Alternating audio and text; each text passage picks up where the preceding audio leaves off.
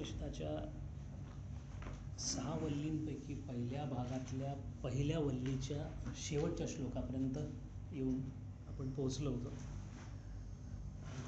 मध्यंतरी थोडासा गॅप पडला आहे, त्यामुळे थोडंसं आत्तापर्यंत काय झालं याची थोडीशी पार्श्वभूमी पाहूया. यजुर्वेदामधला एक भाग उपनिषद अशा दृष्टीने कठोपनिषदाकडे आपण पाहतोय. कथा उपनिषद असं एका अर्थी त्याचं नाव सांगण्यात येते आणि काठक ऋषींचं उपनिषद म्हणून काठकोपनिषद असंही काही लोक म्हणतात. कथा उपनिषद म्हणण्याचं कारण म्हणजे सुरुवात कथेने झालेली आहे आणि कथेच्या सुरुवातीच्या किंवा पहिल्या वाक्यापासूनच तत्वज्ञानाला सुरुवात झालेली आहे.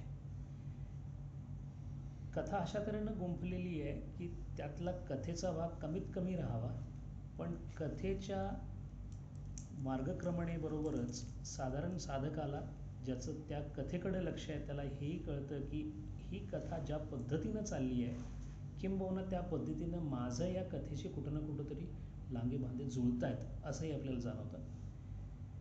कथेतल्या पात्रांचं नाव आणि त्याचं नियोजनसुद्धा फार विचाराने केलेलं आहे. एका बाजूला एक साधारण प्रतिष्ठित असा गृहस्थ ज्याचं नाव वाजश्रव आहे, तो त्याच्या आयुष्याच्या मध्याच्या थोडासा पुढं झुकलेला आहे. वानप्रस्थाश्रमामध्ये त्याचा प्रवेश व्हायला अजून थोडासा वेळ आहे. गृहस्थाश्रमाची बहुतेक कर्तव्ये त्यानं पार पाडलेली आहेत आणि त्याला असलेल्या अनेक पुत्रांपैकी एक पुत्र आपलं गुरुकुलातलं शिक्षण संपवून नुकताच परत आलेलं आहे.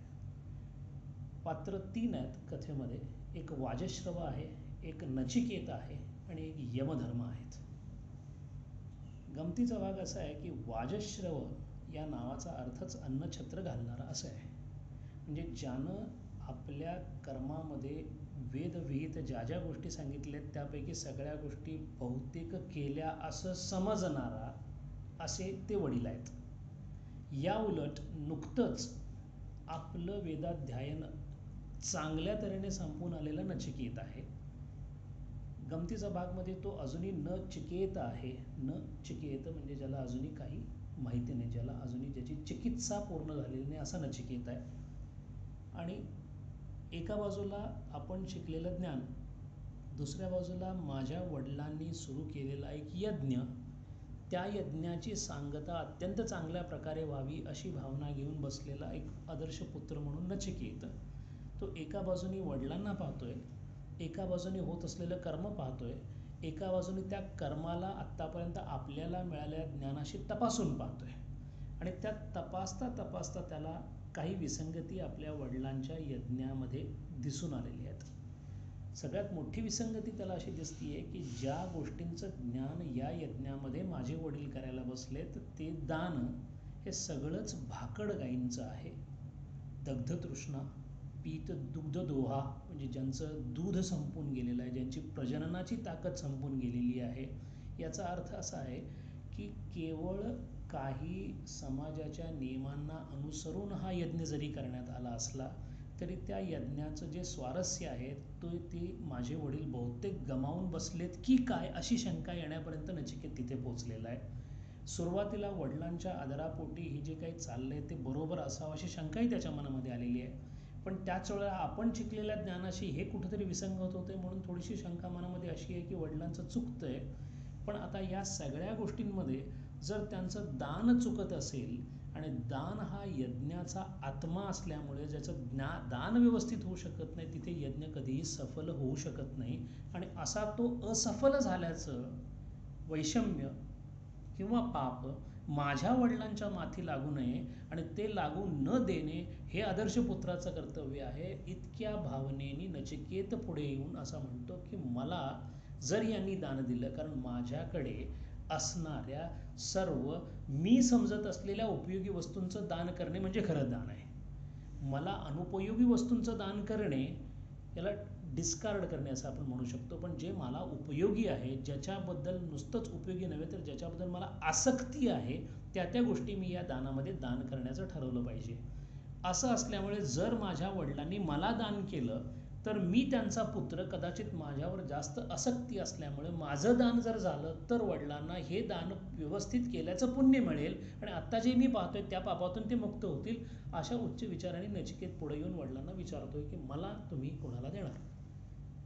ददाती यत्, कुठे कोणाला देणार आहात मला? पण आपण करत असलेल्या यज्ञाची योग्यता वडिलांना इतकी पटलेली आहे की त्यांना या मुलांनी विचारलेल्या प्रश्नाचा एक प्रकारचा मध्ये आडवे आल्यासारखं काहीतरी प्रकरण त्यांना झालेलं आहे, म्हणून 1-2 वेळा त्याच्याकडे दुर्लक्ष केलं आहे.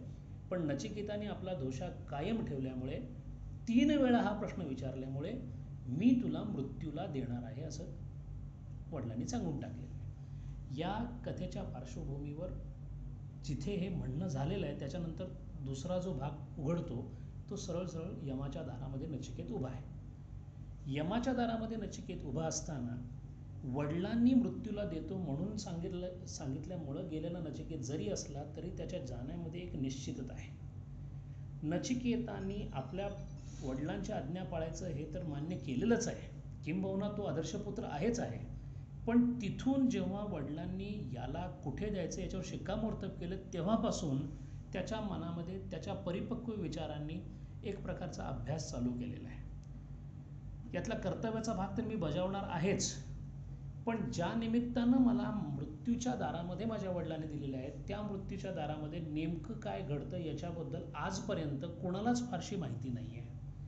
तेव्हा ज्याच्याबद्दल सर्व जग घाबरून आहे किंवा ज्याच्याबद्दल अनभिज्ञ आहे त्या अनभिज्ञ असणाऱ्या विश्वाचा जो रखवाला आहे त्या रखवालाशी आज माझी मुलाखत होणार असल्यामुळं मला मृत्यूच्या नंतर होणाऱ्या घटनेचे ज्ञान कदाचित मिळू शकेल आणि मृत्यू येतो म्हणजे नेमकं काय, मृत्यू होतो म्हणजे नेमकं काय होतं, मृत्यूच्या अगोदर मी कुठे आहे जे मला वाटतं तिथं मी आहे की नाही आणि मृत्यूनंतर मी नेमका जातो म्हणजे कुठे जातो, जर जात असेल तर मी आत्ता आहे तसा जातो की कोणत्या वेगळ्या पद्धतीने जातो, या सगळ्या प्रश्नांची उत्तरं देणारा एकमेव द्वारपाल म्हणजे धर्मराज. आणि म्हणून यमधर्माकडे तो जाण्याचं कारण आहे. म्हणून यमधर्माला इथे जी उपमा दिलेली आहे किंबहुना नुसती उपमाच नाही तर शंकराचार्याने त्याला नमस्कारसुद्धा केलेला आहे. त्याचं कारण असं आहे की सूर्यवंशी म्हणजे ज्याच्या प्रकाशाने सत्वगुणात्मक बुद्धी उजळून निघते किंबहुना ज्याच्या प्रकाशाखाली सर्व ज्ञान एकसमयावच्छेदे होऊ शकतं त्या कुळामध्ये असणारा असा तो यमधर्म असल्यामुळे आज मला त्याला भेटायला मिळणार. तेव्हा त्याचं काय सोनं करता येईल, त्या प्रसंगाचं काय सोनं करता येईल अशा पद्धतीचा विचार करून नचिकेत तिथं पोहोचलेला आहे. नचिकेतानी पोहोचल्यानंतर त्याच्या दारामध्ये यमाच्या अनुपस्थितीमुळं त्याला तिथे 3 रात्री काढाव्या लागलेल्या आहेत. अतिथीला दारामध्ये ठेवता येत नाही म्हणून यमधर्माच्या कुटुंबियांनी त्याच्या अमात्यांनी त्याला आत येण्याची विनंती केलेली आहे, त्याला अन्नप्राशनाची विनंती केलेली आहे, पण या दोन्ही विनंत्या त्यानं मान्य केलेल्या नाही आहेत. याचं एकमेव कारण असं आहे की आतिथ्य स्वीकारण्यापेक्षा ज्या व्यक्तीशी ज्या देवभूमीशी माझा संबंध आलेला आहे त्या व्यक्तीशी त्या रखवालाशी त्या द्वारपालाशी माझा संपर्क करून जोपर्यंत माझ्या प्रश्नांचं समाधान होत नाही तोपर्यंत या सर्व गोष्टी नगण्य आहेत हे साधकाचं लक्षण आहे.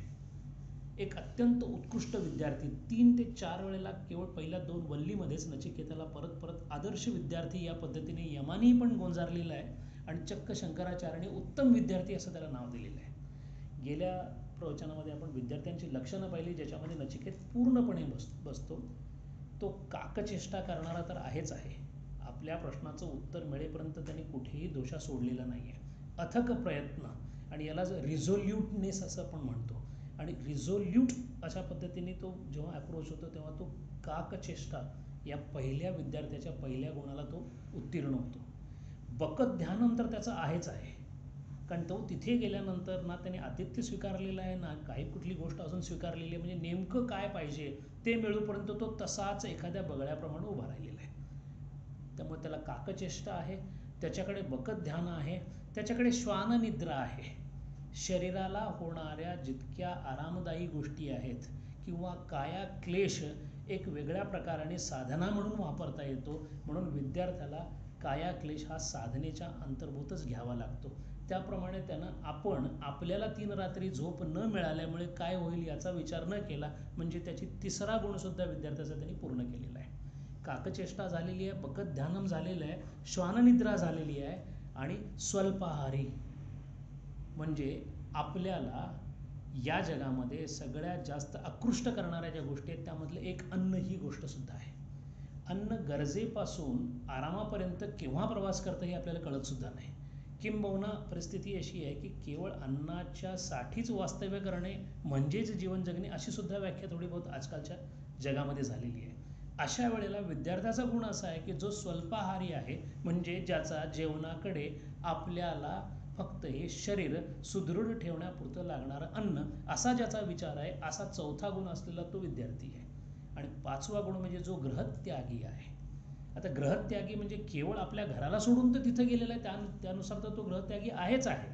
पण त्याही पुढचे गृहत्याग त्यांनी अशा पद्धतीचं केलं की गृहत्याग म्हणजे ज्याला ज्याला मी माझं मानतो ते तसे मानण्याजोगे नसून जो मला माझ्या आत्मतत्वाची ओळख करून देईल तोच माझा आप्त अशी ज्याची धारणा पक्की झालेली असते त्यांनी गृहत्याग केलेला असतो. म्हणून संन्यासी जेव्हा संन्यस्त होतो तेव्हा समन्यस समनिअस असं त्याचं विग्रह आहे. ज्याच्याकडे सर्व गोष्टी नी म्हणजे खाली एकाच पातळीवर राहून ज्याच्या मनामध्ये विचार दृढ झालेला आहे अशा व्यक्तीला संन्यस्त झाला असं म्हणतात. आणि तो जेव्हा संन्यस्त होतो तेव्हा केवळ तो घर सोडत नाही तर गृहत्यागाबरोबर त्याची बहुतेक सगळ्या अशा विचारांचा त्याग झालेला असतो ज्या विचारांनी त्याच्या श्रेयसामध्ये अडचण येऊन असा कोणताही प्रिय विचार तो आपल्याबरोबर घेऊन जात नाही. आणि प्रिय विचारामध्ये सगळ्यात प्रियतम जर कोणता असेल तर नाते आहेत. अशा 5ही गुणांनी विद्यार्थ्याच्या गुणांनी युक्त असा नचिकेत तिथं बसून यमधर्माला भेटलेला आहे. यमधर्म परत आल्यानंतर तेव्हा त्याला कळालेलं आहे की एक अतिथी आपल्याकडे येऊन थांबलेला आहे.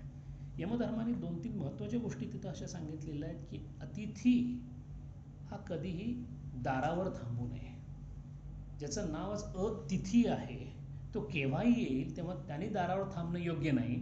त्याहून पुढे एक शब्द तो असा म्हणतो की ब्रह्मविद्वर जो ब्राह्मण आहे ज्याला ब्रह्माच्या ज्ञानाची जिज्ञासा आहे अशा कोणत्याही व्यक्तीची उपेक्षा करणे ती उपेक्षा केवळ त्याच्या तोंडावरच नव्हे तर त्याच्या प्रेझेन्स किंवा त्याच्या हजर राहण्याची सुद्धा जर दखल घेतली गेली नाही तरी सुद्धा तो त्या विद्वत्तेचा अपमान आहे ही ज्याची खात्री पटलेली आहे. किंबहुना या जगामध्ये जे जे ब्रह्मानुभवासाठी योग्य आहे ते जिथं जिथं मिळेल तिथं तिथं अत्यंत आदराने कारण ती इतकी दुरापास्त गोष्ट आहे ती किती दुरापास्त आहे हे सांगण्यासाठीच आता दुसरी वल्ली सुरू होतीये. अशी दुरापास्त असणारी गोष्ट ज्याच्याकडे आहे तो माझ्याकडे येऊन सुद्धा मी त्याचं करावं तसं स्वागत करू शकलो नाही असं मला वाटतं हा त्याचा विनय आहे.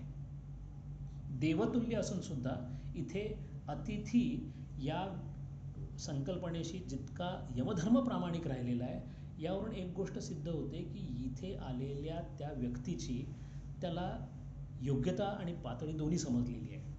इतकं असून सुद्धा आपल्या झालेल्या चुकीचं परिमार्जन व्हावं म्हणून 3 रात्री ज्याला मी वाट पाहत ताटकळत ठेवलं त्या 3 रात्रींचा उपमर्श म्हणून त्याला 3 वरांनी तो संबोधित करतो. एक रात्रीची माझ्याकडूनची भरपाई म्हणून एक वर तू माझ्याकडून मागून घे. नचिकेताने 3 वर मागितलेली आहेत. 3 वर मागताना ज्या पद्धतीचे 3 वर मागितले त्यातला कथेचा भाग फार थोडा आहे तत्वज्ञानाचा भाग प्रचंड आहे. एका बाजूला तो अशा ठिकाणावरून आलेला आहे की जो भूतलावर होता तो भूतलावरून अशा ठिकाणी आला की जिथं देवांचं वास्तव्य आहे.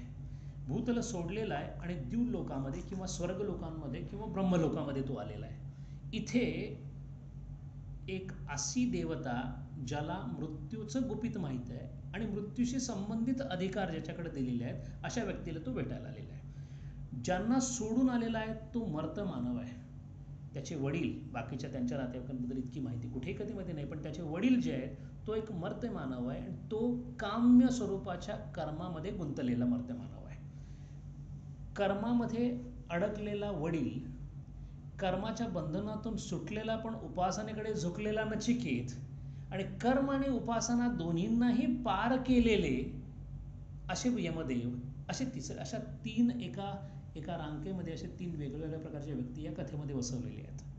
आता इथे जेव्हा कर्माची जी प्रक्रिया त्याच्या वडिलांची चालू होती त्यातील त्रुटीची जाणीव असल्यामुळं नचिकेताने पहिला वर जो मागितलाय तो त्या वडिलांच्या, आणि ते वडील आहेत म्हणून नव्हे, तर माझ्या वडिलांच्या हातून घडलेलं एक कर्म जे मी पाहिलं, जे उशन म्हणजे काम्य प्रवृत्तीने केलेलं आहे, ते ठीक होऊन नेमकं कशा प्रकारचं कर्म करावं याची बुद्धी माझ्या वडिलांना देऊन त्यांचा यज्ञ यागविधी व्यवस्थित व्हावा असा पहिला वर त्यांना मागून घेतलेला आहे. या वरामध्ये ते त्यांनी जे मागितलेलं आहे ती मागण्याची पद्धतच अशी आहे की ज्यांनी पहिला टप्पा पारच केला नाही त्याला दुसऱ्या आणि तिसऱ्या टप्प्याचा अधिकारही नाही आहे. त्यामुळे पहिला टप्पा जेव्हा पार करायचा असेल तेव्हा ज्याच्याशी माझा रोजचा अत्यंत जवळचा संबंध आहे ते म्हणजे माझं कर्म. मी जर जन्माला आलो असेल तर मी माझ्या जन्माबरोबरच कर्माचा श्वास घेतलेला आहे. माझ्या या प्राणवायूच्या थांबण्याने सुद्धा कर्माचा माझा पिच्छा छुटणार नाही आहे. ज्या धर्मामध्ये मी जाईन, ज्या कर्मानुसार ज्या योनीमध्ये मी जाईन, तिथं सुद्धा माझं कर्म माझा पाठलाग करत येणारच आहे.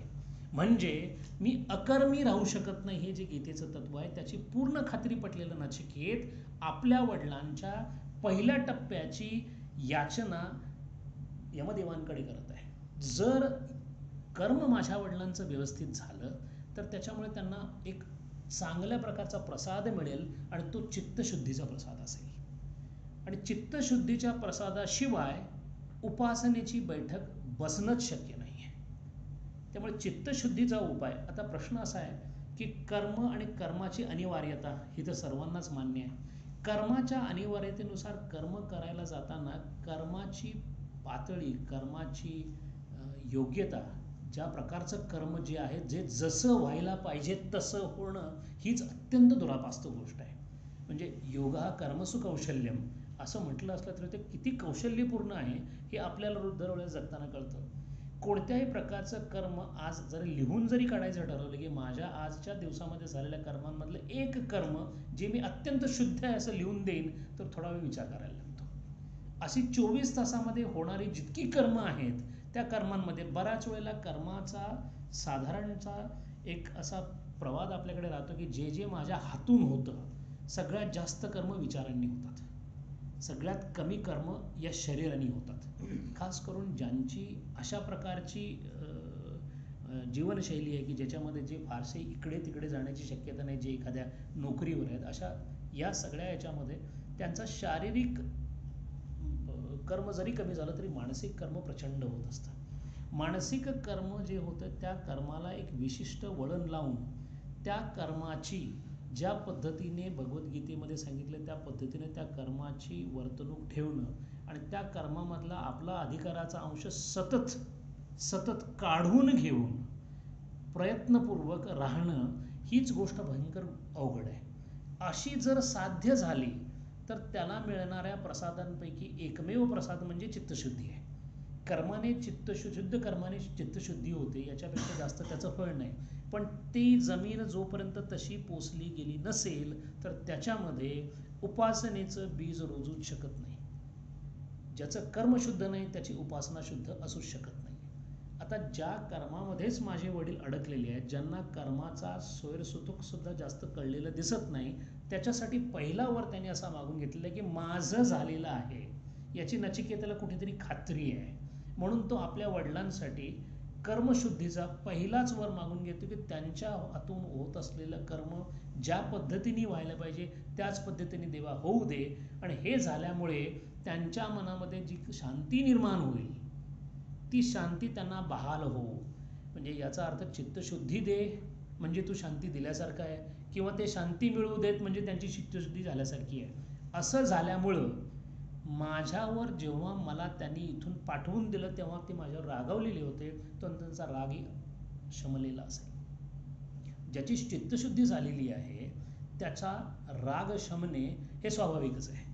म्हणजे एका वरामध्ये त्यांनी वडिलांच्या पूर्ण चित्तशुद्धीची वर मागून घेतलेला आहे. या वराला यमानी हो म्हटल्याबरोबर दुसऱ्या वराला सुरुवात झालेली आहे. आता दुसऱ्या वरामध्ये त्यांनी एक भूतलावरच्या अमर्त्य मानवाला ज्या गोष्टींचा सगळ्यात मोठा अडथळा येतो त्यातला पहिला वर मागून घेतला, पण याच्या नंतरचा जो वर आहे तो उपासनेशी संबंधित आहे.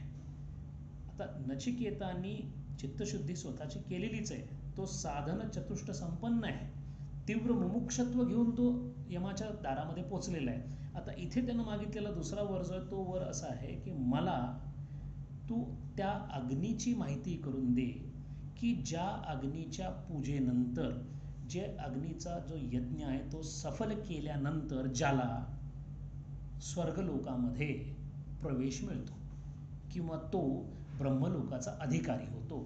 असा एक यज्ञ आहे, असे एक अग्नी आहे ज्याची तुला माहिती आहे असं मला माहिती आहे, तेव्हा ते जर तू मला सांगितलंस तर ते मी शिकवू इच्छितो आणि त्याचा तू मला कृपाप्रसाद दे. याचं उत्तर म्हणून यमराज तर असे सांगतात की अशा प्रकारचा अग्नी निश्चितच आहे. आणि गमतीची गोष्ट अशी आहे की त्याच्या जे काय गोष्टी आहेत त्याच्याबद्दलची संपूर्ण माहिती मला आहे, तेव्हा अत्यंत आनंदाने मी हे तुला शिकवेन. आणि त्यानुसार त्याने ती विद्या त्याला सांगितलेली आहे. या विद्येमध्ये नेमकं त्याने त्याला काय सांगितलं, नेमकी कोणती अग्निविद्या याच्यामध्ये होती? या विद्येमध्ये मनुष्याच्या चित्तशुद्धीनंतर जेव्हा उपासना प्रबळ होऊ लागते तेव्हा ती जशी जशी प्रबळ होत जाईल त्यानुसार त्याच्या विचारांची व्याप्ती आणि त्यांच्या विचारांची खोली ही अधिक गंभीर होत जाते. ज्या छोट्या छोट्या गोष्टींनी मी स्वतःला बांधून घेतलेलं आहे, ज्या छोट्या छोट्या गोष्टींनी माझ्या मनाची झेप मी आकुंचित करून घेतलेली आहे, ती हळूहळू जेव्हा ती सुटायला लागते तेव्हा माझ्या मनांच्या विचारांची झेप इतकी मोठी होऊ शकते की माझ्या मनांच्या विचारांच्या व्याप्तीमध्ये हळूहळू त्याची व्याप्ती इतकी मोठी होत जाते की माझ्या व्यष्टीमध्ये जे सामावलेलं आहे ते मला समष्टीमध्ये दिसायला लागेल. जेव्हा ते समष्टीमध्ये दिसायला लागेल तेव्हा असं लक्षात येईल की ज्या शरीराचा मी आत्तापर्यंत अभ्यास केला, कारण ते माझं शरीर होतं, अशाच प्रकारची काहीशी रचना ही पूर्ण विश्वाची सुद्धा आहे. जर मला स्थूल शरीर असेल तर या विश्वाला सुद्धा स्थूल शरीर आहे. जर मला सूक्ष्म शरीर असेल तर या विश्वाला सुद्धा सूक्ष्म शरीर आहे. आणि जर मला 3 अवस्था असतील तर तशा 3 अवस्था त्या विश्वपुरुषाला सुद्धा आहेत. म्हणजे आता माझ्या व्यष्टीपासून मी विराट पुरुषाशी माझी तुलना करायला बाहेर पडलेलो आहे. आणि ही तुलना किंवा त्या उंचीपर्यंत पोहोचण्याचं काम हे माझ्या शरीराने होणार नाही आहे, माझ्या विचारांनी होणार आहे. माझ्या विचारांनी ते तेव्हा होणार आहे जेव्हा माझ्या सत्वगुणी बुद्धीतून असे विचार निघतील की ज्याची झेप इतकी मोठी असेल. नचिकेत त्या पातळीचा विद्यार्थी आहे. त्यामुळे त्यांनी स्वतःच्या सूक्ष्म शरीराची आणि त्या स्थूल शरीराची आणि त्या विराट शरीराची, या सूक्ष्म शरीराची आणि त्या हिरण्यगर्भाची तुलना आपल्या विचारांनी आवाक्यात आणण्याचा तो प्रयत्न करतोय. आणि याचा एकमेव फायदा काय आहे की अशा प्रकारची ज्याची झेप अशा ठिकाणी पोचलेली आहे तो स्वर्गलोक किंवा ब्रह्मलोकाला निश्चितच जाऊन पोचतो. अशा स्वर्ग ब्रह्मलोकामध्ये नेमकं होतं काय, तर अशी जी व्यक्ती आहे ती त्रिदश अवस्थेमध्ये राहते. देवाचं नाव अमरकोशामध्ये त्रिदशा असंही आहे. म्हणजे जो नेहमी बाल्यावस्था, कौमार्यावस्था आणि तरुणावस्था या 3 अवस्थेतच राहतो, जिथे जरा म्हणजे म्हातारं होणं आणि जिथे मरण ह्या दोन्ही गोष्टी नाही आहेत, अशी ती देवांची जी वस्ती आहे, असा जो स्वर्गलोक आहे, अशा स्वर्गलोकामध्ये जाण्याची कुवत अशा माणसाला येते किंवा अशा साधकाला येते ज्याच्या साधकांच्या विचारांची झेप स्वतःच्या सूक्ष्म शरीराशी, हिरण्यगर्भाची तुलना करू शकते. आणि ही जी साधना आहे, या साधनेसाठी लागणारा यज्ञ आणि त्या यज्ञासाठी लागणारा जो अग्नी, ज्याची पूर्ण माहिती यमधर्माला आहे, ती त्यांनी याला दिलेली आहे. नुसतीच दिलेली नाही, दिल्यानंतर त्याची ताबडतोब त्याच्या बुद्धीला त्याचं आकलन झालेलं आहे. एखाद्या सूक्ष्म किंवा गुह्य किंवा गूढ अशा ज्ञानाची ओळख करून देणे, सांगणारा त्या ताकदीचा असणे, ऐकणारा त्याही ताकदीचा असणे आणि सांगितलेलं ऐकणाऱ्याला त्याच वेळेला आकलन होणे, ही गोष्ट किती दुरापास्त आहे ती परत दुसऱ्या वल्लीत आता येणार आहे. आचार्यांनी त्याच्यावर खूप भाष्य केलेलं आहे. पण नचिकेताच्या बाबतीत मात्र गोष्ट अशी होती की त्याला त्या गोष्टीचं आकलन एकदम झालेलं आहे. एकाच वेळेला जसं सांगितलं होतं घनपाठी आहे, जसं सांगितलं तसं त्याला एकपाठी आहे, त्याला आलेलं आहे. याचं कारण असं आहे की त्यांनी त्याच्यासाठी लागणारी तयारी पूर्ण केलेली आहे. साधनेच्या तो अशा टप्प्यामध्ये आहे की ज्याची कर्मशुद्धी झालेली आहे, ज्याची उपासना फळाला आलेली आहे आणि जो साधन चतुष्टाच्या पहिल्या 3 टप्प्यावरून पुढे गेलेला आहे, फक्त आता तीव्र मुमुक्षत्वाने तो शेवटच्या मागणीसाठी तिथं पोहोचलेला आहे. हे 2 वर त्यांनी दुसऱ्या वराची जी विद्या आहे ती इतक्या लवकर आत्मसात केलेली आहे की इथे यमानी त्याला खुश होऊन एक जादा वर दिलेला आहे की ह्या अग्नीला इथपासून आतापासून पुढे नचिकेताग्नी म्हणूनच ओळखलं जाईल आणि म्हणून आजही सुद्धा त्या अग्नीला नचिकेताग्नी असं म्हटलं जातं. इथेपर्यंतच्या ज्या गोष्टी मागण्यात आल्या, ज्या गोष्टी सांगण्यात आल्या, ज्या गोष्टी मागण्याचा प्रयत्न नचिकेताने केला, त्या साधारण साधनेच्या एका विशिष्ट पातळीपर्यंतच पोचतात.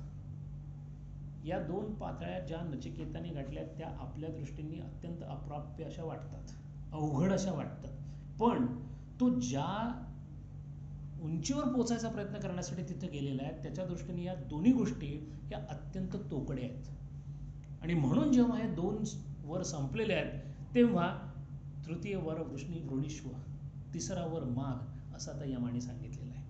हा तिसरा वर जो तो मागतोय तो मात्र वर असा आहे की तो म्हणतो की मला बहुतेक सगळ्या पंडितांनी चर्चा केलेला, देवांनाही न समजलेला, देवांच्या मध्ये प्रचंड गोंधळ असलेला, देवांच्या मनामध्ये सुद्धा ज्याच्याबद्दल स्पष्टता नाही असा एक प्रश्न आहे, तो मला तुला विचारायचा. तो म्हणजे मृत्यूनंतर नेमकं होतं काय, आणि ते मला तू सांगावंस अशी माझी इच्छा आहे. आत्तापर्यंत नचिकेताच्या तयारीवर, ज्या नचिकेताच्या पातळीवर, ज्या नचिकेताच्या योग्यतेवर, ज्या नचिकेताच्या बुद्धीवर यमधर्म खुश होता तो आता विचारात पडलेला आहे. म्हणजे इतक्या तयारीचा नचिकेत असून सुद्धा, हा बालक असून सुद्धा, पौगंडावस्थेमध्ये असून सुद्धा जे मागतोय ते असं काहीतरी आहे, ते देण्याबद्दल फारशी शंका नाही आहे, पण ते घेणं पेलल की नाही ही शंका यमधर्माच्या मनामध्ये आल्यामुळे तो परत परत आपली अस्त्र काढायला त्यांनी सुरुवात केलेली आहे. तो नचिकेताला काही गोष्टी देऊ इच्छितोय, एकापाठोपाठ एक प्रलोभनं त्याच्याकडे येत आहेत. इथं जी प्रलोभनं सांगितली गेलेली आहेत ती सांगतायत यमधर्म नचिकेताला, पण कठोपनिषद सांगते ते आपल्याला. आपल्या आयुष्यामध्ये आपण प्रेयसाच्या पोटी ज्या जे काही ध्येय ठेवलेली आहेत, अत्युत्कृष्ट नोकरी, अत्यंत मोठा पगार, अत्यंत उंच गाडी, अत्यंत मोठं फ्लॅट, अमुक तमुक, ह्या सगळ्यांना एक छेद देणारे अशा या मागण्या आहेत. आणि समोरील तो यमधर्म त्याला देऊ इच्छितो. त्यानं असं सांगितलेलं आहे की तू फक्त म्हण आणि मोजशील तेवढी जमीन तुला, नुसतीच जमीन नाही तर त्या जमिनीचं राज्य तुला, त्या पृथ्वीचा तू राजा सुद्धा होशीलच. तू जे म्हणशील, साधारण तू जे काही इच्छिशील, साधारण जो मानव इच्छा करतो ते सगळ्याच्या सगळं तुला मिळेल. सगळ्यात महत्त्वाची भीती जर मानव धर्माला कोणती असेल तर आपण नसण्याची, मृत्यूची. तेव्हा मी आत्ताच तुला वर देऊन टाकतो, कारण मीच मृत्यू आहे, माझ्याशिवाय तुला वर कोण देणार आहे. तुला मी असा वर देतो की 100 नाही 1000 वर्ष जगशील. नचिकेताने ताबडतोब उत्तर दिले की 100चे 1000 जरी झाले तर 1000 संपतात. यम त्याच्या पुढे जाऊन असं म्हणतो की ठीक आहे, मग या 1 वरचं जी शून्य आहे ती सुद्धा तूच टाक. त्याच्यावर नचिकेताचं उत्तर असं आहे की याच्यावर मी किती शून्य जरी टाकल्या तर सगळ्यात जास्त शून्य असलेला एक देव आहे, त्याचं नाव आहे ब्रह्म. पण तो ब्रह्म सुद्धा कल्पांती जाणार आहे. जसं यमधर्माच्या लक्षात येतं की नचिकेत बदत नाही आहे, त्याबरोबर त्यांनी आपली प्रलोभनं वाढवलेली आहेत. तो म्हणतो की अशा अप्सरा ज्याच्या सौंदर्याची कल्पना सुद्धा मर्त्य मानव करू शकत नाही, ज्या चिरतरुण असतात, अशा आपल्या सारथ्याबरोबर आपल्या रथामध्ये येताना वाद्यवृंद घेऊन, म्हणजे त्या काळची जी काही करमणुकीची साधनं असतील ते घेऊन येईन, त्या तुझ्या पुढे परिचारिका या नात्याने, म्हणजे तुझ्या आजूबाजूला जेव्हा जेव्हा जी शुश्रूषा लागेल, शुश्रूषा म्हणजे तुझं जे जे काही म्हणणं असेल ते ऐकून घेतील, अशा सगळ्या गोष्टी तुला मी उपलब्ध करून देतो. फक्त एक काम कर, हा वर माझ्याकडे तू मागू नकोस.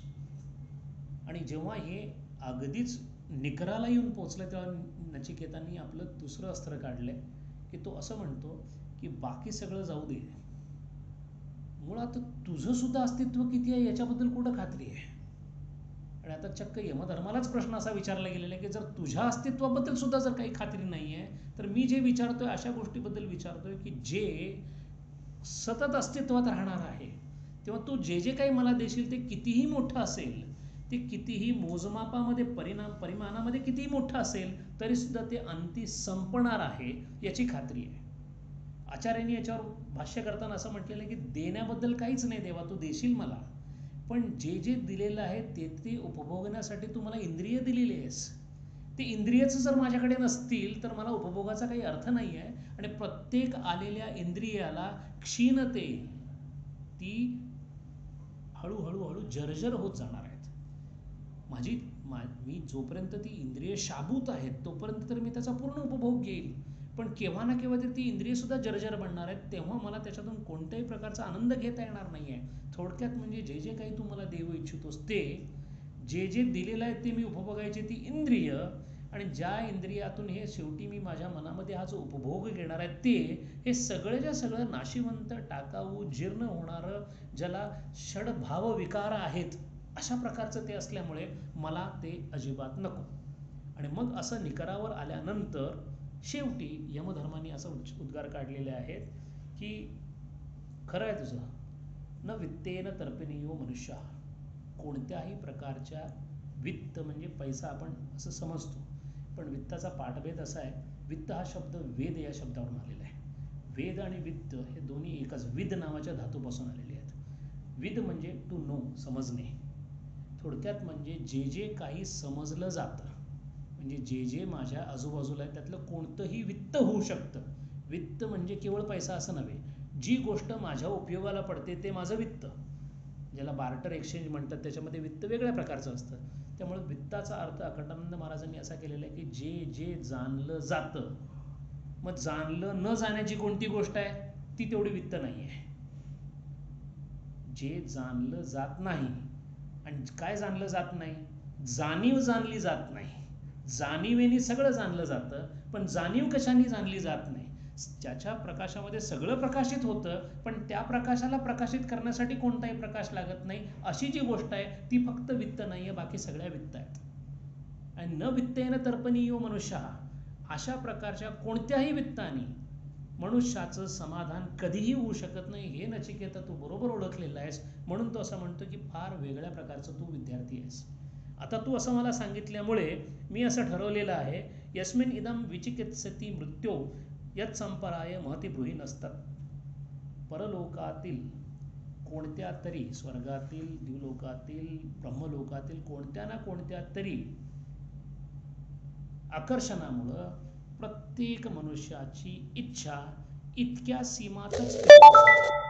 तू पहिला असा विद्यार्थी आलेला आहेस की जो गूढ मनोप्रविष्ट, अत्यंत सूक्ष्म, अणुहून लहान अशा प्रकारची जी तरल विद्या आहे, जी विद्या आत्मसात करण्यासाठी अत्यंत उच्च प्रकारच्या बुद्धीची गरज आहे, त्याने युक्त असा तू साधन चतुष्ट तर तुझ्या पायाशी लोळूनच घेते. तीव्र मुमुक्ष तुझ्याकडे आहेच आहे, आणि सत्वगुणाचा परिपोष तर विचारावा नको इतका झालेला आहे. असा तू असल्यामुळं न अन्यम तस्मात नचिकेता वृणीते. तू आता दुसरं काहीही नाही मागितलंस तरी तुला हे जे मागितलेस त्याच्यात सर्व काही मिळून जाईल. इथे पहिली वल्ली संपलेली आहे. पहिल्या वल्लीपर्यंत हा जो कथेचा भाग आहे तो इथं आला आहे. आता प्रथमा वल्लीनंतर द्वितीय वल्लीपासून सरळ सरळ तत्वज्ञानाला सुरुवात आहे. आता फार कमी कथेचा भाग जवळजवळ नाहीच म्हणावा इतकाच राहिलेला आहे. केव्हा तरी नचिकेताचं नाव येतं, केव्हा तरी यमधर्माचं नाव येतं, बाकी पूर्ण तत्वज्ञानाला सुरुवात होती. द्वितीय वल्लीमध्ये साधारण 25 मंत्र आहेत याच्यामध्ये. त्यातले शेवटचे जे 12 मंत्र आहेत ते आत्मतत्व कुणी शिकवावं, अभ्यास आत्मतत्वाचा आहे. 3 महत्त्वाच्या गोष्टी आहेत. 1, काय शिकायचं. 2, कुणी शिकवायचं. 3, कुणी शिकून घ्यायचं. एक गुरुचा भूमिका आहे, एक शिष्याची भूमिका आहे, आणि एक ज्ञानाची भूमिका आहे. हे तिन्ही जिथं सम्यक, म्हणजे जसं पाहिजे तितक्या वजनाने उपस्थित असेल तिथेच हा योग सिद्ध होईल, असं आचार्यांनी पुढे सांगितलेलं आहे. यातला दुसऱ्या वल्लीमधला जो पहिला मंत्र आहे तो असा आहे की अन्यत श्रेयो अन्यदुतैव प्रेयः ते उभे नानार्थे पुरुषं सिनिताः तयोः श्रेय आददानस्य साधु भवति हीयते अर्थात येऊ प्रियो वृणीते. सुरुवातच दुसऱ्या वल्लीची झालेल्या दोन महत्त्वाच्या शब्दांनी, श्रेयस आणि प्रेयस. आपण सर्वांनी ऐकलेले शब्द आहेत, परत परत आलेले शब्द आहेत, पण या शब्दांचं महत्त्व आणि गांभीर्य दोन्ही जितकं समजायला पाहिजे तितकं कदाचित आपल्याला समजलेलं नाही, किंवा त्याच्यापेक्षा कैक पटीने जास्त आचार्यांनी आणि कठोपनिषदांनी द्वितीयच्या या दुसऱ्या वल्लीमध्ये सांगितलेलं आहे. अन्यद श्रेयो अन्यदुतैव प्रेयः. प्रत्येक मनुष्याच्या समोर दोन प्रश्न पडलेले असतात. त्याला उपलब्ध असणारे दोन पर्याय आहेत. एक प्रेयसाचा पर्याय आहे, एक श्रेयसाचा पर्याय आहे. आता या दोन पैकी ते उभे नानार्थे पुरुषम सनिताः, या दोन श्रेयस आणि प्रेयसांबद्दल यमधर्म असं सांगतो की दोन्हीही त्याच्यासमोर उभे असतात. गमतीचा भाग असा आहे की त्या दोघांमध्ये दिवस आणि रात्रीचा संबंध आहे. कुठेही त्या दोघांची एकत्रीकरण झाल्याची, पूर्वी झाल्याची, आत्ता असण्याची आणि पुढे होण्याची शक्यता अजिबात नाही. हे जेव्हा त्याच्या पुढे असतात तेव्हा ते दोन्हीही पुरुषम सनिताः. सी हा धातू आहे, सी धातूचा अर्थ बधनिताः किंवा बांधणे असा होतो. हे दोन्ही गोष्टी त्याला तिथे एक पर्याय म्हणून मिळतात. पैकी तो ज्याची निवड करतो त्यातली एक त्याला बांधते आणि एक त्याला मोकळं करते. एक मुच्यते, एक बंधते, अशा प्रकारची आहे. तयो श्रेयः आददानस्य. तेव्हा अशा दोन असणाऱ्या पर्यायामधील साधू भवती आददानस्य, जो त्यातला श्रेयस हा याची निवड करतो, जो श्रेयसाची निवड करतो तो साधू भवती. आणि हीयते अर्थात येऊ प्रेयो वृणीते, जो प्रेयसाची निवड करतो, वृणीते म्हणजे वर मागणे किंवा मागून घेणे, जो प्रेयस मागून घेतो त्याची मात्र हीयते. हीयते म्हणजे तो घसरतो. आणि कशातून घसरतो? पुरुषम सनिताः, तो पुरुषार्थापासून घसरतो. म्हणजे आणि म्हणून इथे श्रेयस आणि प्रेयसाच्या दोन्हीवर इतका भर देण्याचं कारण असं आहे की प्रेयसाच्या मध्येच मनुष्याचा जन्म होतो. त्याच्या आजूबाजूला प्रेयसाने तो वेढला गेलेला आहे. पुढे आणखीन एक शब्द येणार आहे ज्याचा अर्थ वेष्टन असा आहे. एखाद्या व्यक्तीने आपल्या डोक्याला मुंडासं बांधावं, एखादा कपडा बांधावा, त्याप्रमाणे तो माणूस त्याच्या आजूबाजूला असणाऱ्या प्रिय गोष्टींनी बांधला जातो, तो गुरफटला जातो. अशा प्रकारच्या दोन पर्यायांनी जेव्हा तो समोर असतो तेव्हा त्याला या गोष्टींच्या न करण्याकरता जे लागणाऱ्या गोष्टी आहेत त्याही त्याच्याकडे त्या असण्याची शक्यता सुद्धा नाही आहे. उदाहरणार्थ, तो ज्या भूमिकेत वावरतो त्या भूमिकेत त्याला प्रेयसा वस्तूंचा स्वीकार करावाच लागतो. तो मुलगा असतो, तो वडील असतो, तो कमवणारा असतो, तो वित्ताशी निगडीत असतो, तो खाण्याशी निगडीत असतो, सगळ्या प्रेयसांशी त्याचा संबंध हा येणार आहे. प्रश्न असा आहे की त्या प्रेयसांच्या पकडीमध्ये तो राहणार आहे की त्या प्रेयसाची अभ्यासपूर्वक निवृत्ती तो करून श्रेयसाकडे जाणार आहे, हा महत्त्वाचा प्रश्न आहे. प्रेयस नसणे असं अपेक्षितच नाही आहे. प्रेयस नसणे असं अपेक्षित नाही. म्हणून चतुर्विध पुरुषार्थामध्ये धर्म, अर्थ, काम, मोक्ष अशा त्या सिक्वेन्सनीच त्याला लावण्यात आलेलं आहे. पहिल्यांदा धर्म ठेवण्याचं कारण असं आहे की अधर्म आणि धर्म ही सगळ्यात सुरुवातीची निवड आहे. प्रेयस आणि श्रेयस ही कदाचित त्याच्यानंतरची निवड आहे. मी प्रेयसाला जवळ करीन, पण ते करताना सुद्धा मी अधर्माने जवळ करू शकतो किंवा धर्माने जवळ करू शकतो. तेव्हा जो अधर्मानी प्रेयसाला जवळ करतो हा सगळ्यात जास्त कंडेमनेबल असा असतो. म्हणजे प्रश्न असा आहे की 3 गुणांच्या व्यवस्थेमध्ये जर पाहायला गेलं तर जो तमसामध्ये बुडालेला आहे त्याला रजोगुणापर्यंत पोचणे हीच त्याची फार मोठी क्रांतिकारी प्रगती आहे. त्यामुळे प्रेयसामध्ये असून सुद्धा जो धर्माला धरून वागत नाही त्याची श्रेयसाकडे जाण्याची जवळजवळ गती खुंटलेली असं समजायला हरकत नाही. मग प्रश्न असा येतो की जो प्रेयसामध्ये आहे आणि वेदविहित राहण्याचा प्रयत्न करतोय, तेव्हा त्याच्यामध्ये श्रेयसाच्या बद्दल विचार मनामध्ये येण्याची शक्यता आहे. मग हे कोणाच्या बाबतीत असं होऊ शकतं? ज्याच्या पूर्वकर्मानी, ज्याच्या प्राक्तनानी, ज्याच्या प्रारब्धानी त्यांनी केलेल्या कोणत्या तरी पुण्यकर्मामुळे त्याच्याकडे तमसाचं जे प्रभाव आहे तो कमी होऊन रजोगुण आणि सत्वगुण दोन्हीच्या प्रभावाने जेव्हा तो पुढे जातो, तेव्हा त्याच्याकडं असलेल्या रजोगुणाचा तो पूर्ण उपयोग करून प्रेयसाकडे जाण्याचा प्रयत्न करतो. पण त्यावेळेला त्याच्याबरोबर असणारा सत्वगुण त्याला थोडासा का होईना पण वेदविहित मार्गाने जाण्याला पाठवतो. जसा जसा रजोगुणाचा राजाश्रय कमी होत येईल, सत्वगुणाचा परिपोष वाढत जाईल, तसा तसा तो प्रेयसाकडून श्रेयसाकडे हळूहळू मार्गक्रमणा करण्याला सुरुवात करतो. आता इथे जो धर्म आहे, तो धर्म म्हणजे नेमकं काय? धर्माची व्याख्या महाभारतामध्ये वेगळी आहे. दयानंद सरस्वतीने चोदन लक्षणात धर्म हा अशी वेगळी व्याख्या दिलेली आहे. सगळ्यांना संमत असलेली छोटी व्याख्या म्हणजे धारणात धर्म हा उच्चयते. धर्म ही धारणा आहे. धारणा म्हणजे काय? जे धरलं जातं. धरणारं कोण आहे? तो बुद्धी आहे. ती सुद्धा धी या धातूवरूनच आलेली आहे. जी धरते ती बुद्धी, जे धरलं जातं ती धारणा, आणि जे धरलं जातं की ज्याच्यामुळे माझ्या सगळ्या विचारांवर आणि त्या अनुषंगाने माझ्या कृतींवर परिणाम होणार आहे, त्याला धर्म असं म्हणतात. मग आता जे माझ्या शेवटी प्रश्न असा येतो की मी जो विचार करणार, ज्याची मी धारणा करणार, ती मी कोणत्या प्रकारची धारणा करू शकतो आणि त्याला समाजाची संमती मिळवू शकतो. मग तो धर्म होऊ शकेल का? अशी शक्यता असण्याची पहिल्यांदाच खात्री असल्यामुळं धर्माची व्याख्या करताना जे वेदांमध्ये आहे त्याच्याशी सुसंगत असणारे जर ते विचार असतील आणि त्याची जर धारणा केली असेल तर तो धर्माप्रमाणे वागला अशी व्याख्या करून टाकलेली आहे. त्यामुळे केवळ जगाने मान्य केलं म्हणून, आता जगाने मान्य केलेली सगळ्यात महत्त्वाची गोष्ट कुठली असेल तर भरपूर पैसा असणे. Everybody agrees to it.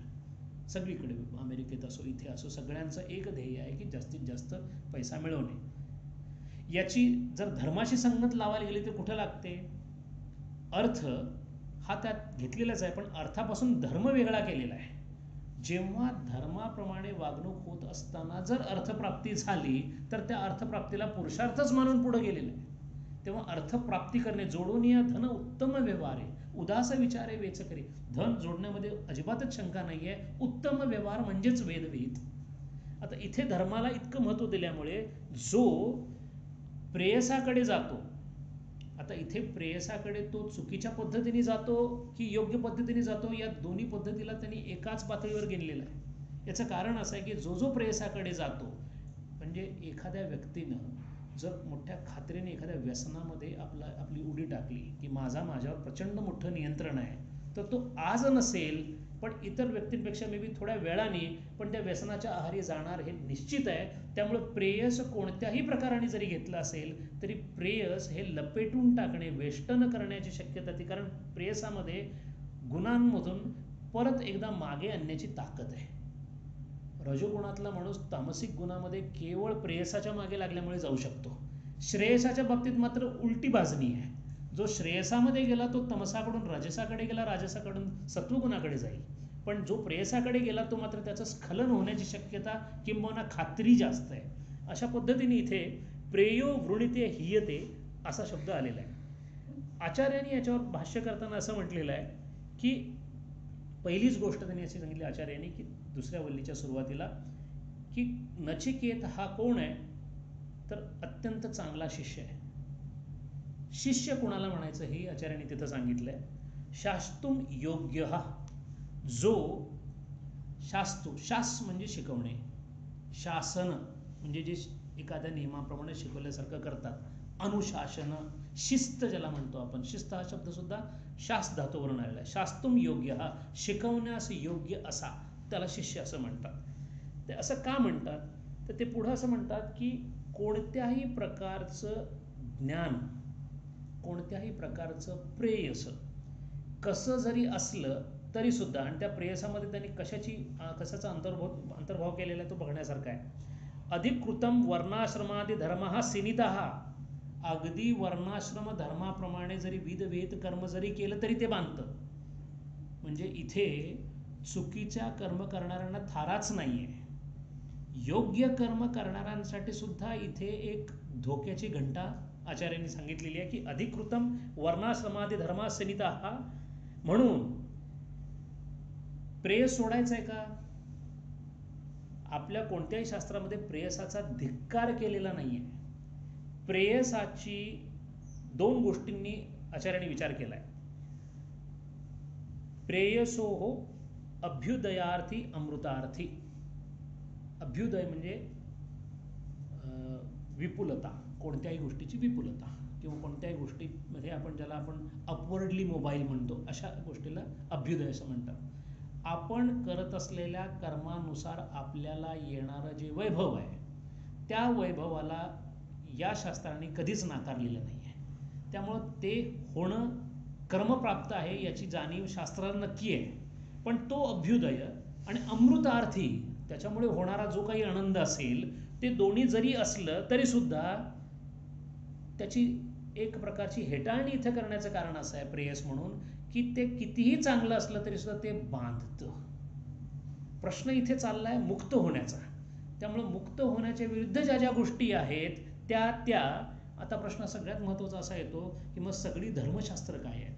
प्रेयस आहेत की श्रेयस आहेत? धर्मशास्त्रांना सुद्धा आचार्यांनी प्रेयसामध्ये घेतलेलं आहे.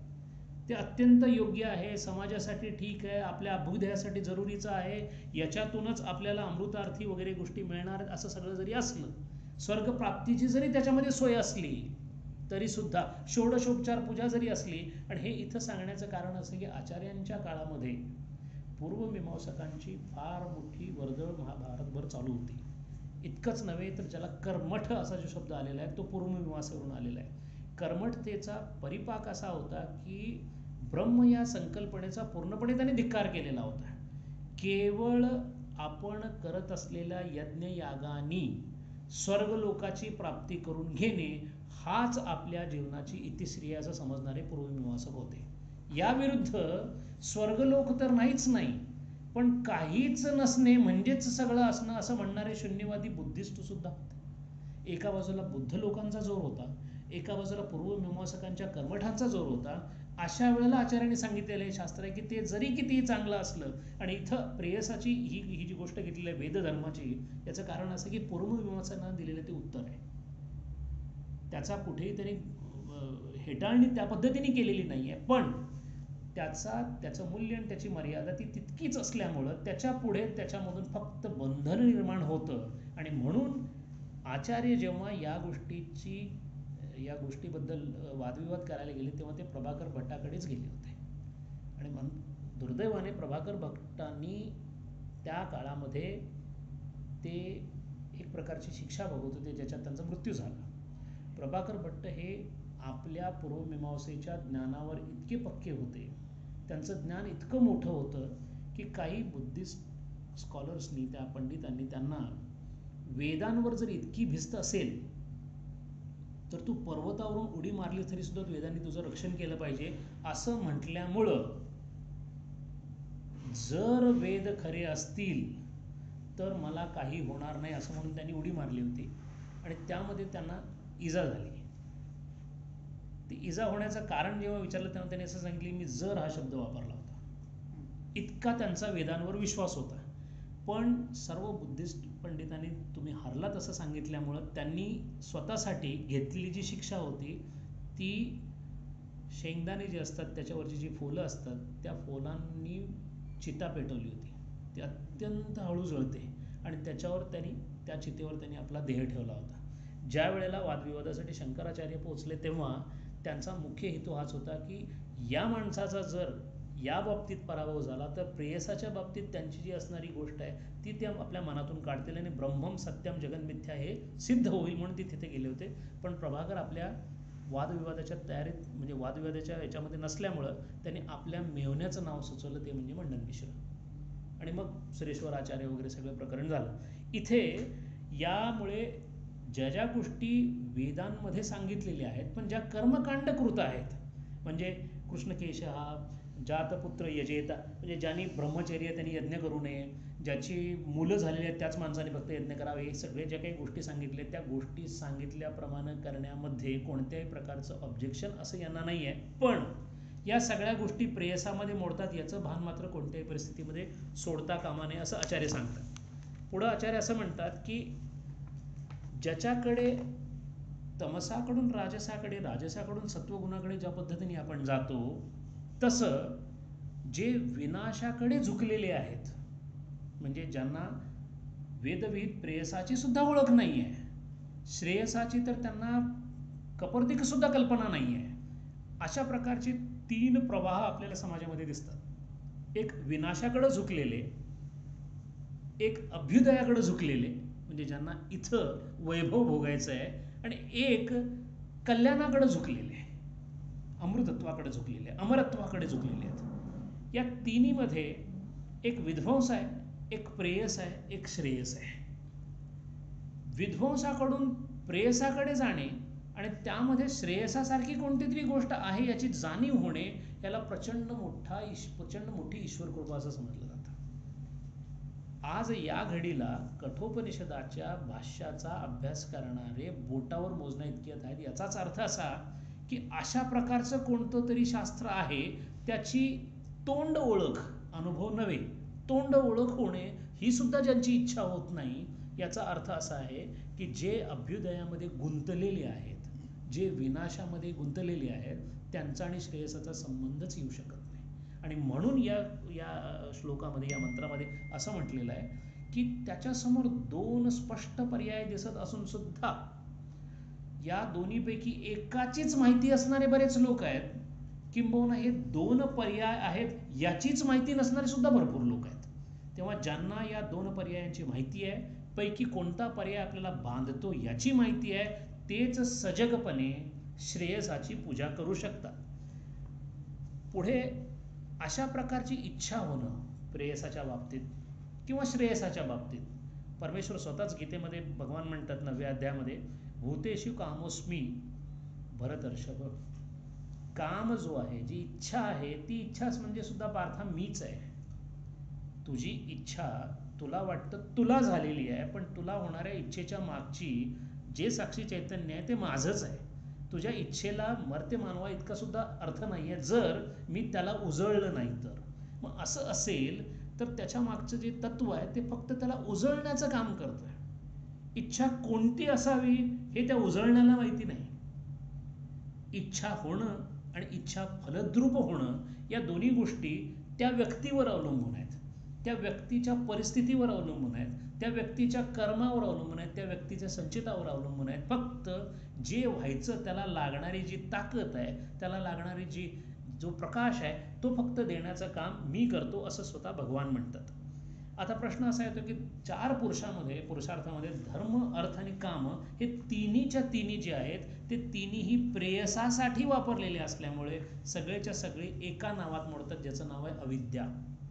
आचार्यांनी अत्यंत स्पष्टपणे सांगितलेलं आहे की अविद्येची व्याख्या करताना त्यांनी असं सांगितलंय की अविद्या म्हणजे ज्याच्यामुळे मुमुक्षत्वाला अडथळा येतो, त्या सर्व गोष्टी अविद्येत मोडतात.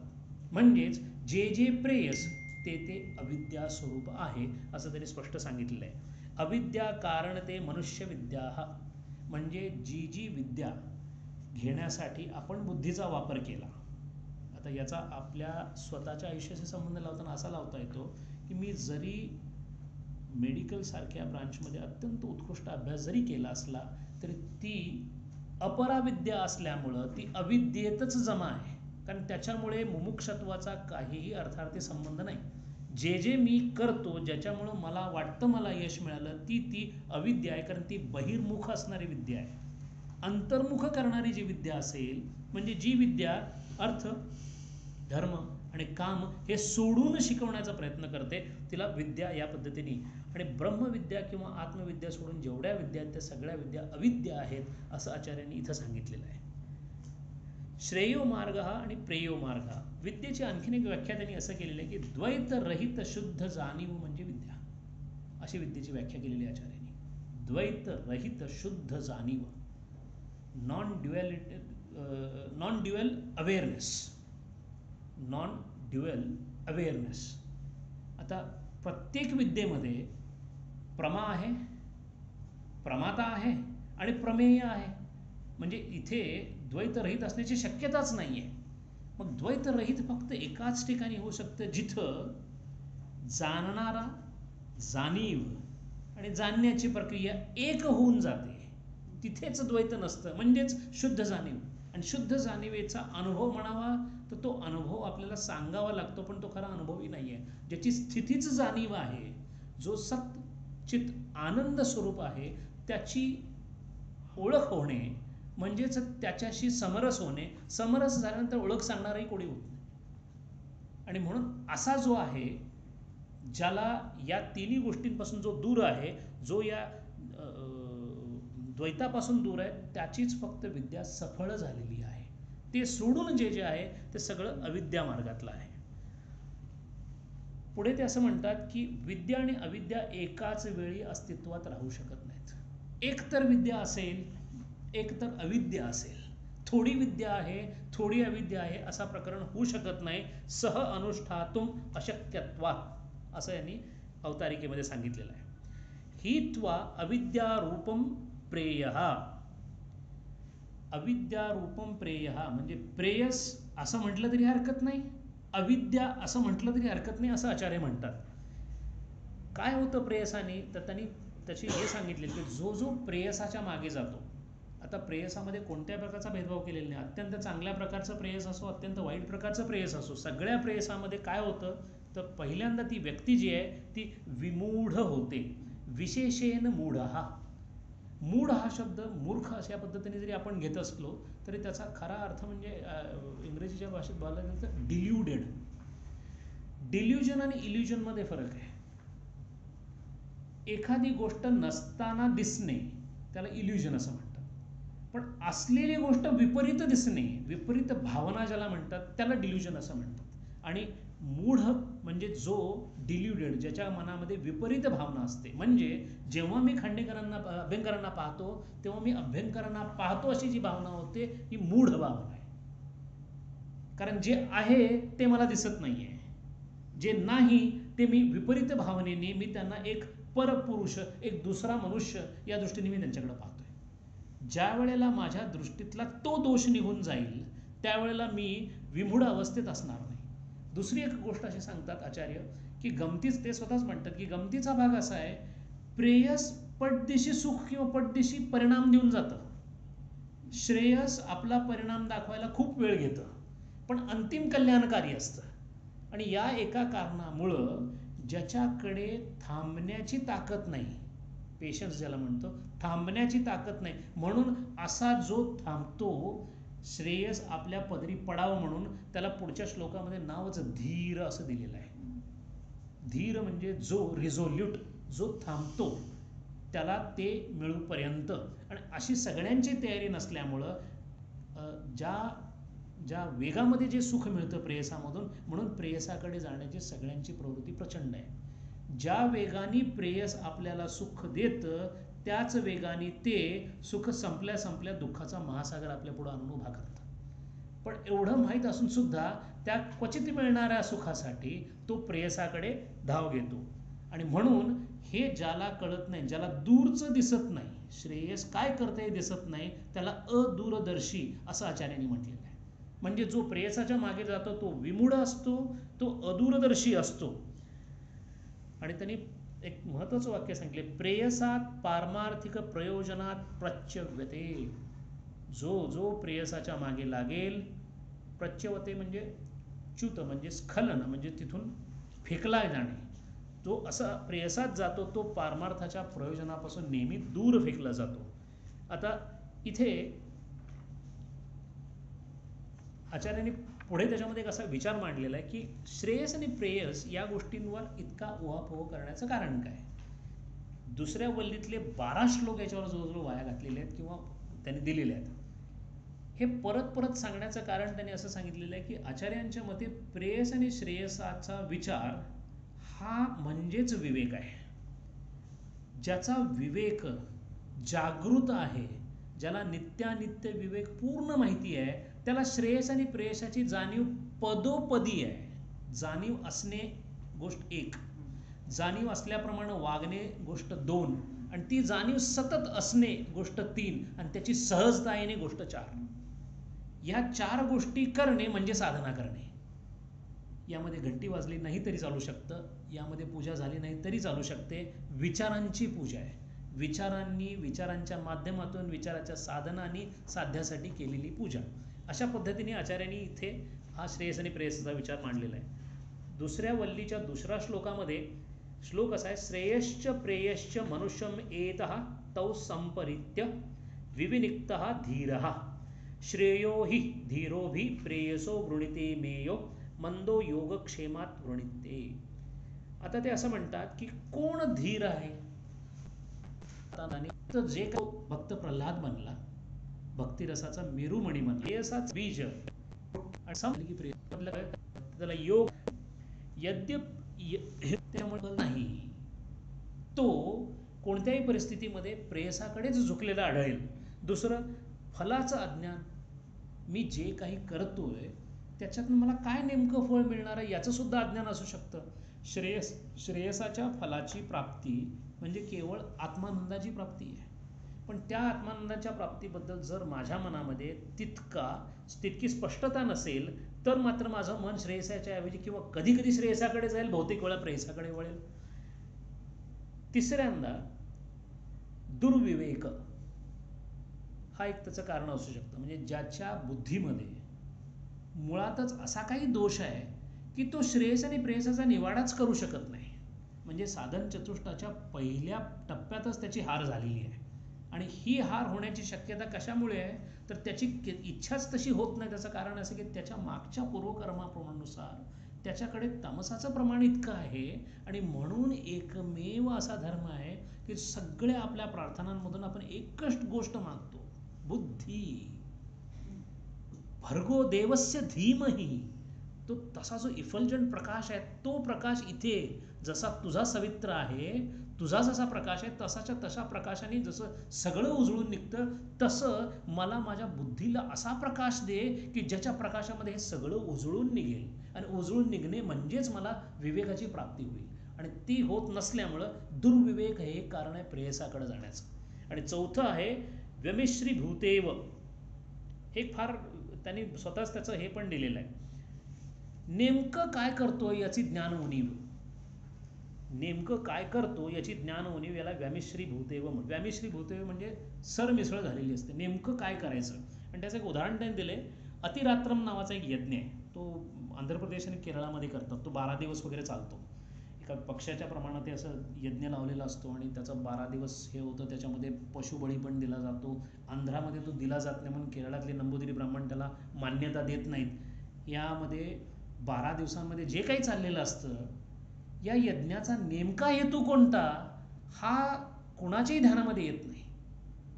या यज्ञामध्ये त्या यज्ञात असणाऱ्या प्रत्येक मंत्राचा जर तत्वज्ञानात्मक अर्थ घेतला तर जे त्या यज्ञामध्ये होतंय तसंच्या तसं माझ्या या व्यष्टीमध्ये झालं पाहिजे याची संभावना जर झाली नसेल. म्हणून रुद्र प्रार्थनेमध्ये आपण जेव्हा प्रार्थना करतो तेव्हा असंही म्हणतो की मी रुद्र आहे अशी संकल्पना करून रुद्राची प्रार्थना आहे.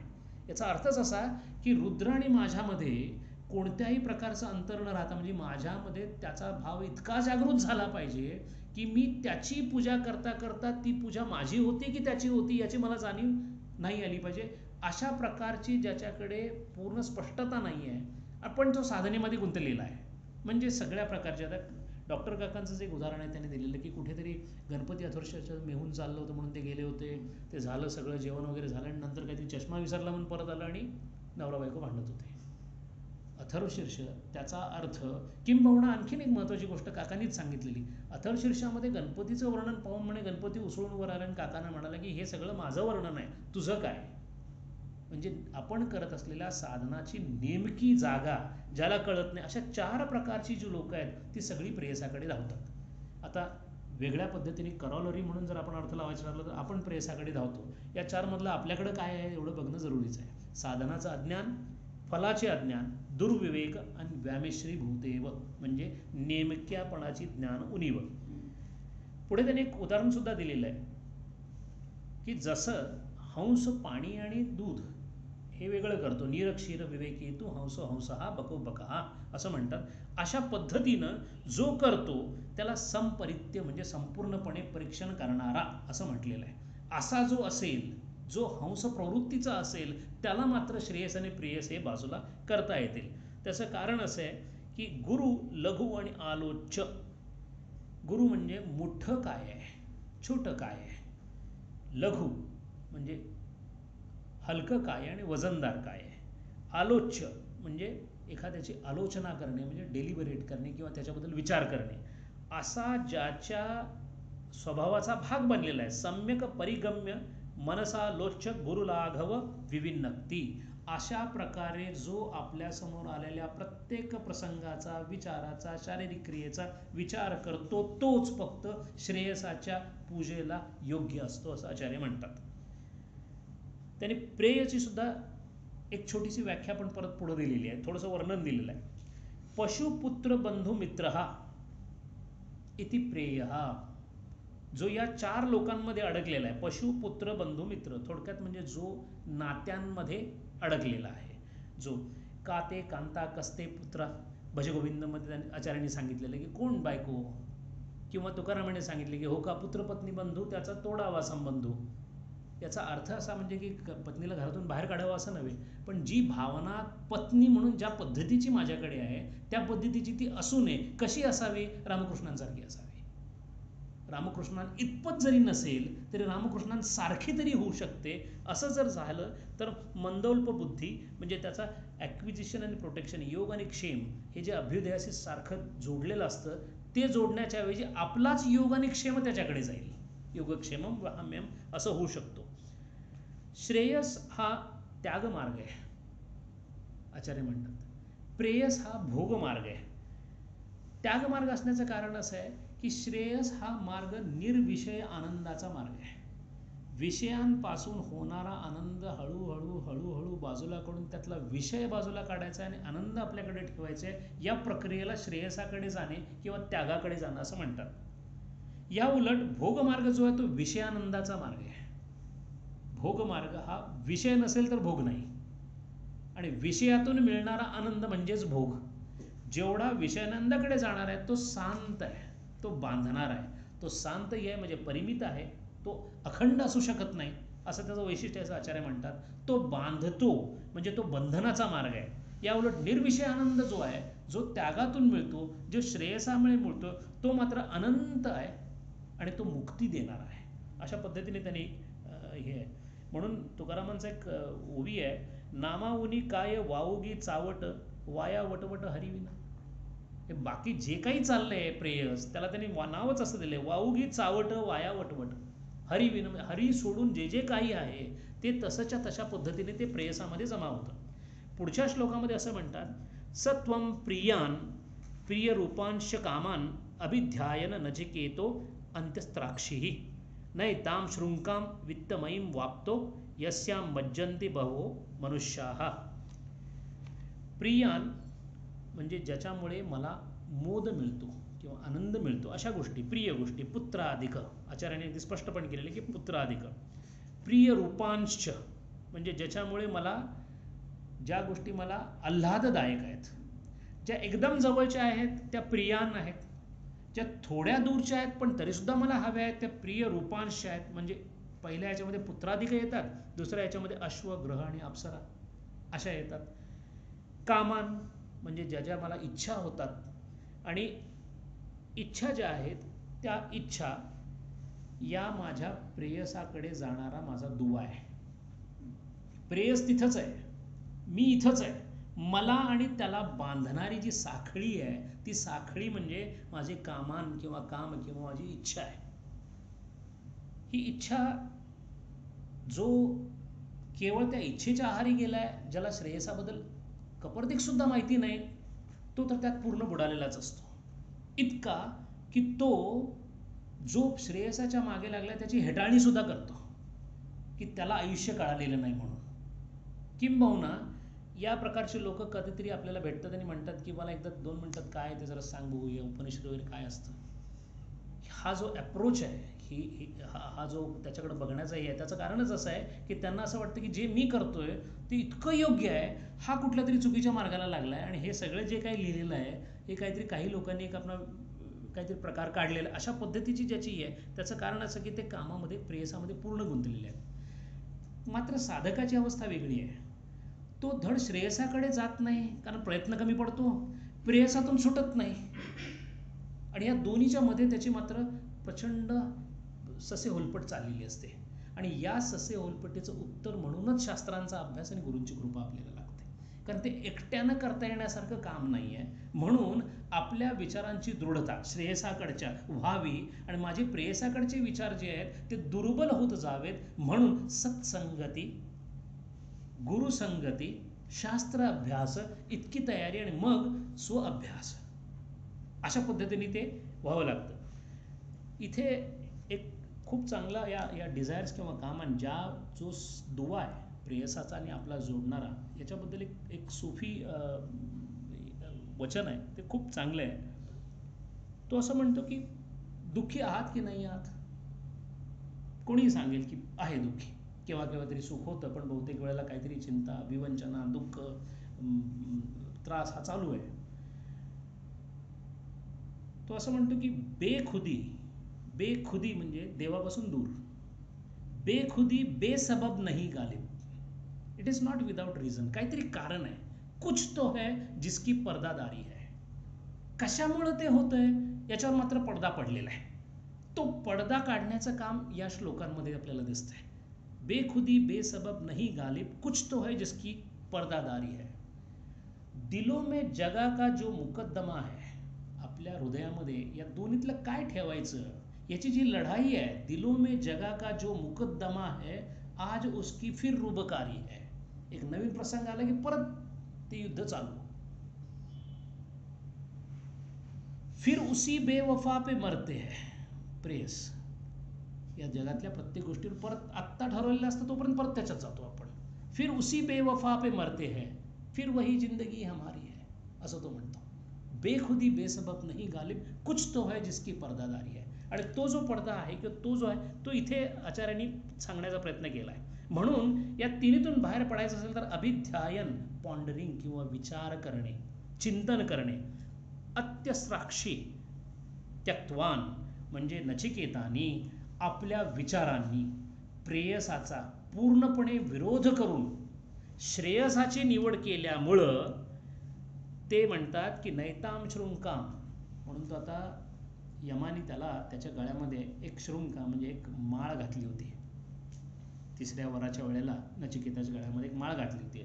त्या माळेचं वैशिष्ट्य असं होतं की ती इच्छा पूर्ण करणारी माळ होती. त्यांनी म्हणायचं आणि ते व्हायचं अशी ती शृंका होती. तो आता असं म्हणतोय की ती पूर्ण शृंका जशीच्या तशी तू मला परत दिलेली आहेस. आणि या एकाच गोष्टीमुळे असं दिसतंय की तुला वित्तमियम आवाप्तो, तुला कोणत्याही प्रकारच्या प्रेयसाची गरज किंवा इच्छा राहिलेली मला दिसत नाहीये. मज्जंती बाहवा, ज्याच्यामुळे संपूर्ण साधारण जितके मर्ते मानव आहेत ते सगळेच्या सगळे लपेटले जातात, त्या प्रेयसाला तू बाजूला सारून माझ्याकडे आला, त्यामुळे तुझं करावं तितकं कौतुक थोडंसं खुद्द यमधर्मराज नचिकेताला म्हणतात. आचार्यांनी त्याच्यावर भाष्य करताना सुरुवातच असं केली, अहो बुद्धिमता तव, hats off to your intelligence, असंच म्हटल्यासारखा प्रकार आहे तो. अहो बुद्धिमता तव असं म्हणतात. पुनर्पुनर्मया, पुन्हा पुन्हा तुला प्रलोभन दाखवलंय, नचिकेताला दाखवलंय, आपल्याला दाखवलेलं आहेच. नचिकेताचं झालंय, आपलं झालेलं नाही. प्रत्येक श्लोकाच्या बरोबर आपली साधना तपासून बघता येते. अभिध्यायाम चिंतयम तेषाम अनित्यत्व असारत्व, सारखा हा विचार झाला पाहिजे. अनित्यत्व असारम, काय नित्य आहे काय अनित्य आहे, नित्यानित्य विवेक, आणि काय सार आहे आणि काय असार आहे, सारासार विवेक. हे दोन विवेक सतत जागृत असले पाहिजेत. मग श्रुतीम कुत्सिताम, प्रेयसाचा मार्ग कसा आहे, श्रुतीम कुत्सिताम, कुत्सित मार्ग आहे तो, विकेड. प्रेयसाचा मार्ग जो आहे तो सुरुवातीला प्रशस्त वाटतो पण तो नंतर अशा प्रकारे आपल्याला कुठेतरी घेऊन जातो.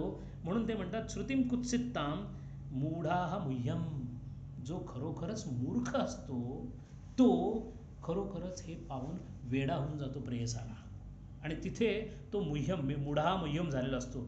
मूढा मनुष्यम भवे, आणि बहुतेक वेळा मूढ जास्तच आहेत असं आचार्यांनी इथं सांगितलेलं आहे. या 3 श्लोकांमध्ये आचार्यांनी श्रेयस आणि प्रेयसावरचा आपला विचारांवरचा जोर, आणि हा परत परत त्यांनी वेगळ्या वेगळ्या पद्धतीने सांगण्याचं कारणच एक असं आहे की इथून साधनेची सुरुवात आहे. विवेकाचा साधन चतुष्टामध्ये पहिला साधन म्हणून जरी वापर होत असला तरी ते विवेक वापरायचा कोणता, कारण विवेक हे अस्त्र आहे.